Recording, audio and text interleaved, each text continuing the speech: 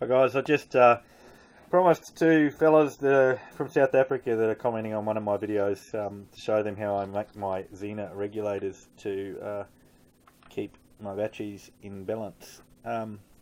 Basically I use Lee Hart's minimalist approach. I'll link to that. Here I've got a 25-8 lug. That means that that part of the lug is capable of carrying 25mm square cable, and that part of the lug is the 8. It's an 8mm hole, which happens to be the same size as the bolts on my battery. So then what I do is I get the correct Zener. I drill a little hole in the bottom of the lug here, and I put the Zener through, and then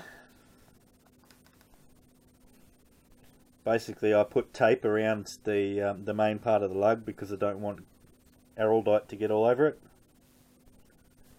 And then I basically fill up the lug with potting compound, or I've heard of people using araldite mixed with talcum powder. Basically you just want something with a pretty good heat transfer coefficient, a non-conductive potting mix that's got pretty good heat transfer. Then I solder a cable on there, and I'll do it for the other side. Usually the other side I make white. So there you go, there's the, usually I make it black, but in this case I made it white. Then basically, here's a fully made one.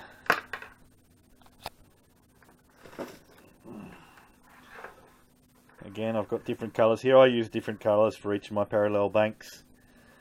Then I use an LED, and inside there I've got the two resistors basically all tied together as per Lee Hart's circuit diagram, and solder it all up and put heat shrink over. If you don't put heat shrink over it, you're going to end up with some problems with accidentally shorting it out, which is why I've blown a few of mine. So I learnt from hard experience there.